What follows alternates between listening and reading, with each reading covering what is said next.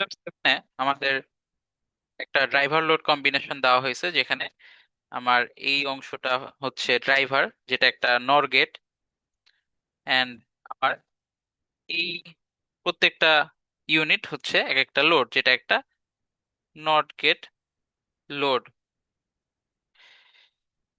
So আমার load এখানে আমার এরকম আরো অনেকগুলো কানেক্টেড থাকতে পারে। So in general inter load connected ধরে এখানে কিউএলএন এরকম একটা নোটেশন ইউজ করা হয়েছে। তো যেটা জানতে চাওয়া হয়েছে যে আমার এই ড্রাইভার লোড এর সবগুলো বিজেটির জন্যই আমার বিটা ফরওয়ার্ড 30 দেওয়া আছে, আউটপুটের হায়ার থ্রেশোল্ড দেওয়া আছে 3.5, লোয়ার থ্রেশোল্ড দেওয়া আছে 0.2। সো নয়েজ মার্জিন কত আর কি আমার ড্রাইভার লোড কম্বিনেশনটা। সো নয়েজ মার্জিনের জন্য আমাদের যেমন আউটপুট থ্রেশোল্ডস লাগে, আমাদের ইনপুট থ্রেশোল্ডস লাগে লোডে। সো আমাদের এখানে আউটপুট থ্রেশোল্ড গুলো যেহেতু ড্রাইভারেরটা দেওয়াই আছে, আমরা জাস্ট লোডের ইনপুট থ্রেশোল্ড গুলো বের করলেই নয়েজ মার্জিন বের করতে পারবো। তাহলে প্রথমে আমরা ভিআইএইচ বের করাটা দেখি। ভিআইএইচ বা ইনপুটের যে হায়ার থ্রেশোল্ড, এই ভোল্টেজটা হচ্ছে আমার সেই মিনিমাম হাই ইনপুট যেটা আমার ওই লোডের ভিজিটিটাকে আমার স্যাচুরেশনে রাখবে, ফরওয়ার্ড অ্যাক্টিভে নিয়ে যাবে না। আচ্ছা, এটা কেন? কারণ আমি যখন লোড বিজিটিটাতে হাই ইনপুট দিব, তখন এটা আমার স্যাচুরেশনে থাকার কথা।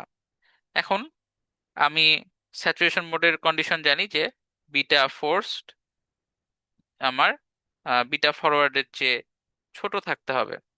তো আমি যদি এই হাই ইনপুটটার ভ্যালু কমাতে থাকি, যেটা হবে যে বেস ভোল্টেজটা তো ফিক্স, এখানে আমার এই 0.45 কিলো ওহমের মধ্যে যে কারেন্ট, সেটাই তো বেস কারেন্ট হিসেবে এই লোড বিজিটিটাতে যাচ্ছে। তো 0.8 ভোল্ট ফিক্স থাকলেও আমার 0.45 কিলো ওহমের এই সাইডের এই যে হাই ইনপুট ভোল্টেজটা, এটা যদি ড্রপ করে, তাহলে আমার বেস কারেন্টটা ড্রপ করবে। বেস কারেন্ট ড্রপ করলে যেটা হবে যে বিটা ফোর্সের ইকুয়েশন, যেহেতু আমার আইসি বাই আইবি, আমার কালেক্টর কারেন্ট কিন্তু এখানে চেঞ্জ হবে না, কারণ এই ভোল্টেজটা 0.2 এবং 0.64 কিলো ওহমের অ্যাক্রসে আমার এটা 3.6 ভোল্ট, আর এটা এই যে 0.2 ভোল্ট, এই দুইটা ভোল্টেজ ফিক্স আছে। সো কালেক্টর কারেন্ট ফিক্স, কিন্তু আইবি যেহেতু ফল করছে, তাহলে আমার ওভারঅল এই রেশিওটা এটা কিন্তু রাইজ করবে, অর্থাৎ বিটা ফোর্স বাড়তে থাকবে, এবং এই কন্ডিশনটা একটা পর্যায়ে আর স্যাটিসফাই হবে না। সো আমাদের আসলে ওই মানে এই যে হাই ইনপুটটার ভ্যালু কমতে কমতে উম, মানে সর্বোচ্চ কত লো ভ্যালু পর্যন্ত নামতে পারে, যেন আমার beta force beta forward cross না করে। ক্রস যেহেতু না করা হলো কন্ডিশন, আমরা মার্জিনাল কন্ডিশন হিসেবে চিন্তা করি যে আমার যখন আমরা ভিআইএইচ হিসেবে ইনপুট ভোল্টেজ চিন্তা করব, তখন বিটা ফোর্স ইকুয়াল টু আমার বিটা এফ হবে। তাহলে আমাদের এখানে কাজ হচ্ছে বেসিক্যালি কালেক্টর কারেন্ট বের করা এবং বেস কারেন্টের একটা এক্সপ্রেশন আনা, ভিআইএইচ ইনপুট ভোল্টেজ ধরে দিয়ে আমার সেখান থেকে এই যে আমার beta force equal to beta F, এই কন্ডিশনটা ইউজ করে ভিআইএইচ এর ভ্যালুটা বের করা। তাহলে আমি এখন ইনপুট ভোল্টেজ চিন্তা করব ভিআইএইচ দিয়ে। আমার প্রথমত বেস কারেন্টের এক্সপ্রেশনটা তাহলে আমার কত হবে, ভিআইএইচ মাইনাস 0.8 বাই 0.45। এবার কালেক্টর কারেন্টের ভ্যালু লাগবে আমাদের, সেটা কত, 3.6 আর 0.2 এর মধ্যে ফ্লো করছে আমার কালেক্টর কারেন্ট এই 0.64 কিলো ওহম রেজিস্ট্যান্সটা দিয়ে। So 3.6 minus 0.2 by 0.64। তাহলে এবার আমরা এই কন্ডিশনটাতে বিটা ফোর্সের জায়গায় এই দুইটা বসাই দিতে পারি, আর বিটা ফরওয়ার্ড তো দেওয়াই আছে 30। তো আমার যেটা হয়, কালেক্টর কারেন্ট এটা আসে 5.3125। সো আমার 5.3125 বাই ভিআইএইচ মাইনাস 0.8 বাই 0.45 ইকুয়াল 30। এখান থেকে ভিআইএইচ সলভ করলে আমাদের 0.88 ভোল্ট মতো আসে। তাহলে এবার যেহেতু ভিআইএইচ বের হয়ে গেছে, আমরা হাতে হাত হাই নয়েজ মার্জিনটা বের করে ফেলতে পারি। হাই নয়েজ মার্জিন আমরা জানি ভিওএইচ মাইনাস ভিআইএইচ। তাহলে আমার 3.5 মাইনাস 0.88, এটা আমার 2.62 ভোল্ট আসে।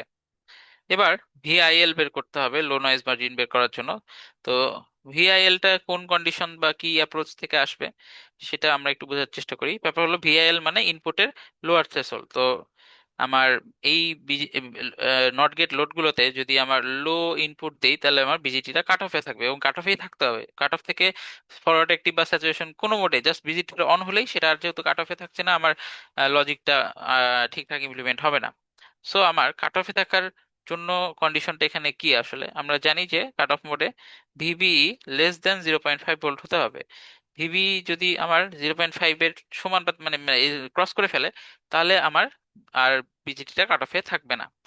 এবং কাট অফের বৈশিষ্ট্য হচ্ছে আমার যে base current, collector current, emitter current সবই কিন্তু আমার জিরো।